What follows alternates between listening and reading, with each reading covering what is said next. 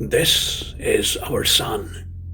With its gravity almost 28 times that of Earth, it traps hydrogen from its atmosphere. That hydrogen in turn fuels the Sun's fusion reaction via a highly complex process known as nuclear fusion that goes from forming the heavy isotope known as deuterium, followed by helium 3 and helium 4. All this takes place at the Sun's core with a temperature of 15 million degrees Celsius, turning hydrogen into a plasma, the fourth state of matter where a complete separation between the negatively charged electrons and positively charged atomic nuclei, known as ions, occurs. These nuclei move around furiously, frequently colliding and releasing enormous and near perpetual energy that we take for granted. That kind of nuclear fusion, at a much, much smaller scale, of course, has reportedly been achieved at the National Ignition Facility of the Lawrence Livermore Laboratory in Livermore, California. It's being heralded as the most important breakthrough of its kind, a holy grail of energy, if you will, since nuclear fusion was first theorized in 1938 by the Nobel Prize winning physicist Hans Bethe. Over 80 years after it was first theorized, nuclear fusion that powers stars, including the Sun, is now a reality on Earth, at least on the laboratory scale.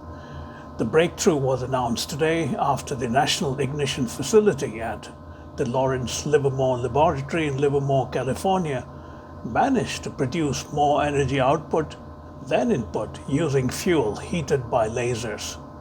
The breakthrough was achieved on December 5th, but announced on December 13th.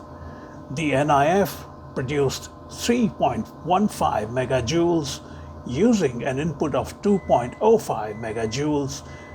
This is a potentially huge breakthrough as nuclear fusion has long been considered the holy grail of clean, limitless energy.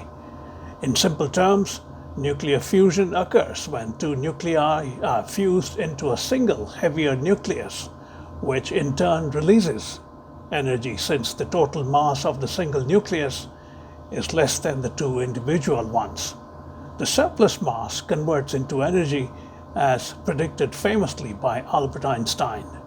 According to the laboratory, the breakthrough came after 192 high-energy lasers converged on a target about the size of a peppercorn, heating a capsule of deuterium and tritium to over 3 million degrees Celsius and briefly stimulated the conditions of a star and achieved ignition. The energy gain of 1.1 megajoules in the Livermore experiment, while significant as a proof of the principle, is rather minuscule as an indicator of large-scale clean energy. Scientists have said that the energy gain will have to be much greater for fusion to become a scalable alternative to energy produced by the burning of fossil fuels, which have caused a havoc with Earth's climate. The distance from the lab to a power plant could be a long one, but given the often exponential growth in technologies, once a breakthrough is achieved, it is not altogether inconceivable that in the next 3 decades or so, fusion could emerge as a global alternative. To the inevitable question of when nuclear fusion could be produced at the industrial scale, Dr. Kimberly Boodle, director of the Livermore Lab, struck a cautious note. Very significant hurdles, not just in the science, but in technology. This is one igniting capsule, one time. And to realize commercial fusion energy, you have to do many things. You have to be able to produce many, many fusion ignition events per minute.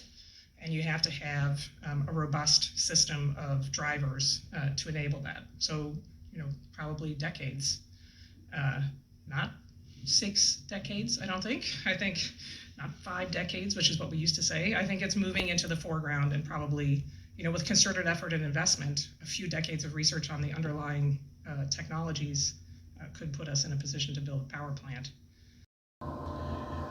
Although still some decades away, fusion power plants could revolutionize energy production on a planet being ravaged by greenhouse emissions.